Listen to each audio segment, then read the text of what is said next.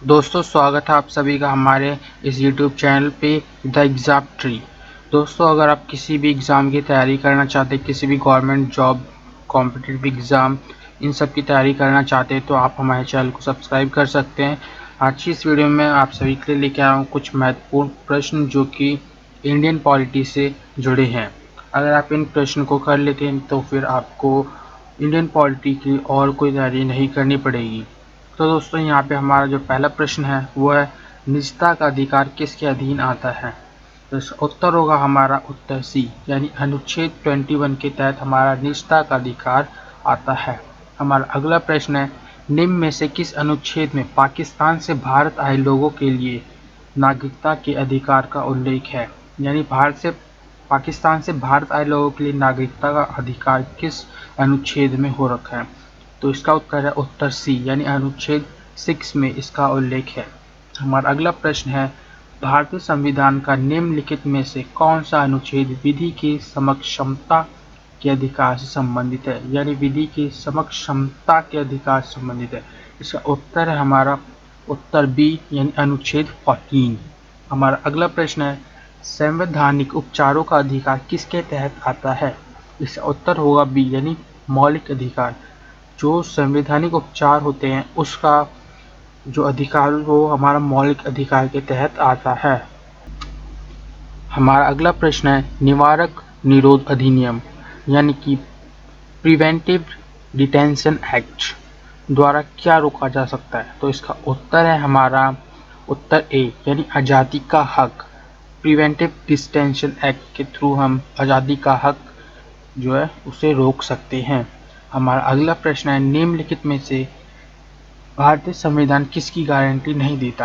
यानी हमारे पास चार ऑप्शन है, समता का हक, धार्मिक आज़ादी, संवैधानिक उपचारों का हक, सभी को शिक्षा का हक। तो इसका उत्तर इनमें से कोई भी नहीं है, क्योंकि हमें इन सब चीज़ों की गारंटी मिल जाती है हमारे भारतीय संविधान में। हमारा अगला प्रश्न है, भारतीय नागरिकता किसके द्वारा दी जाती है? तो इसका उत्तर होगा गृह मंत्रालय द्वारा, यानी हमें गृह मंत्रालय द्वारा भारतीय नागरिकता प्रोवाइड की जाती है। हमारा अगला प्रश्न है, कल्याणकारी राज्य संबंधी विचार किसमें दिए गए हैं? तो इसका उत्तर होगा राज्य नीति संबंधी निदेशक सिद्धांत। जो हमारे कल्याणकारी राज्य संबंधी विचार हैं ये सारे हमारे राजनीति संबंधी निदेशक सिद्धांत में दिए गए हैं। हमारा अगला प्रश्न है, निम्नलिखित में से कौन सा एक मौलिक कर्तव्य नहीं है? यानी जो हमारे चार ऑप्शन दिए गए इनमें से कौन सा ऐसा कर्तव्य है जो मौलिक कर्तव्य नहीं है? तो इसका उत्तर है डी, यानी कि सैन्य और शिक्षा के अतिरिक्त सभी उपाधियों का उन्मूलन। ये हमारा मौलिक कर्तव्य नहीं है।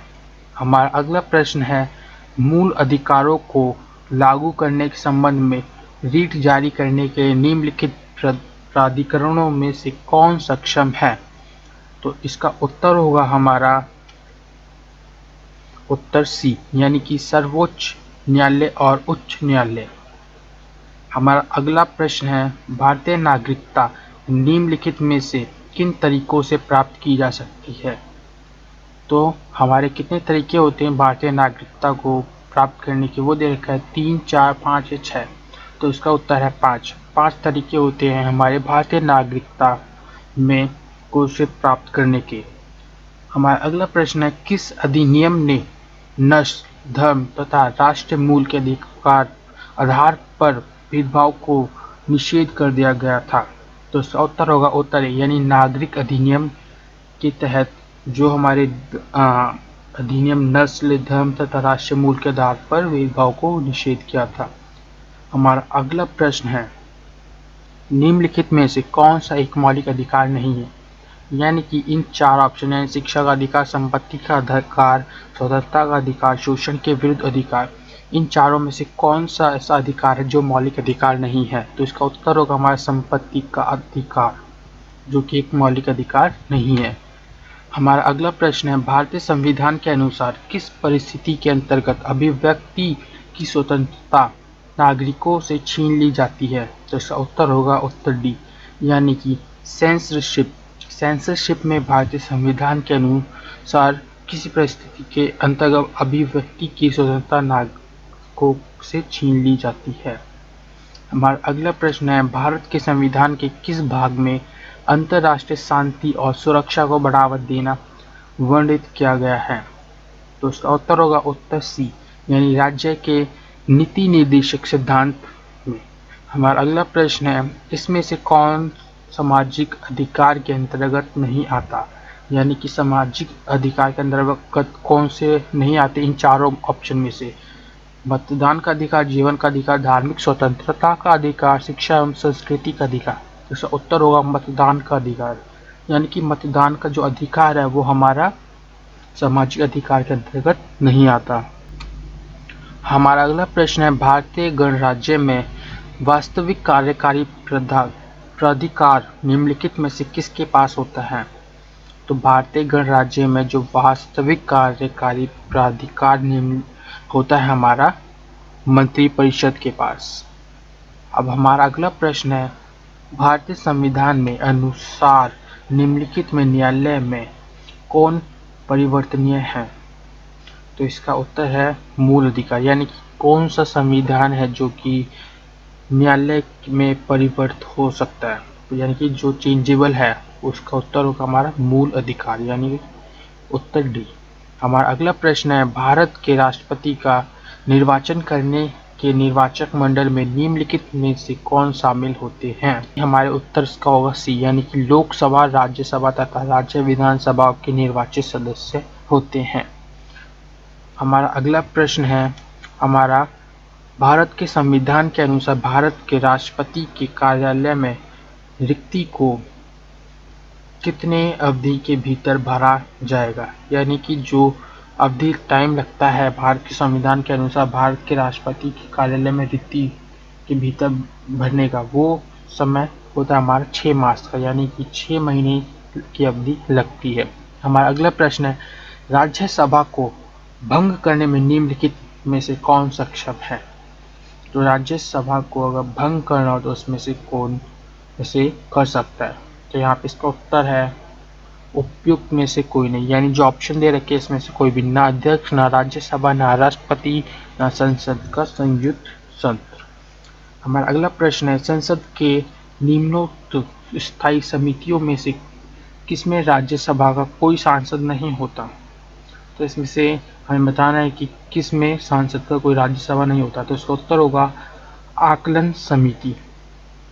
हमारा अगला प्रश्न है, भारत में राष्ट्रपति के चुनाव संबंधी विवाद के मामले को निम्नलिखित में से किसके पास भेजा जाएगा? तो यहाँ पे पूछा है कि अगर भारत में राष्ट्रपति चुनाव संबंधी कोई विवाद होता है तो उसे कहाँ भेजा जाएगा? तो इसका उत्तर होगा भारत का उच्चतम न्यायालय, यानी भारत के उच्चतम न्यायालय में उस विवाद को भेजा जाएगा। हमारा अगला प्रश्न है, क्या भारत के राष्ट्रपति को निषेधाधिकार है? तो इसका उत्तर होगा हाँ, उस भारत के जो राष्ट्रपति है उनको निषेधाधिकार है। हमारा अगला प्रश्न है, वह अधिकतम अवधि कितनी होती है जिस तक संविधान के अनुच्छेद 356 के अधीन, यानी 356 के अधीन राष्ट्रपति द्वारा जारी की गई सांसद द्वारा बढ़ाई गई उद्घोषणा सामान्यता लागू रह सकती है? वह अधिकतम अवधि यानी कि मैक्सिमम टाइम कौन सा है जिसमें संविधान के अनुच्छेद 356 के अधीन राष्ट्रपति द्वारा जारी की गई सांसद द्वारा बढ़ाई गई उद्घोषणा सामान्यता लागू रह सकती है? तो उसका समय है जो वो है हमारा 6 महीने, यानी 6 मास तक ये रह सकती है। हमारा अगला प्रश्न यानी कि इस वीडियो का लास्ट क्वेश्चन है, वह हमारा भारत के उप राष्ट्रपति के निर्वाचन के लिए निर्वाचक मंडल होता है?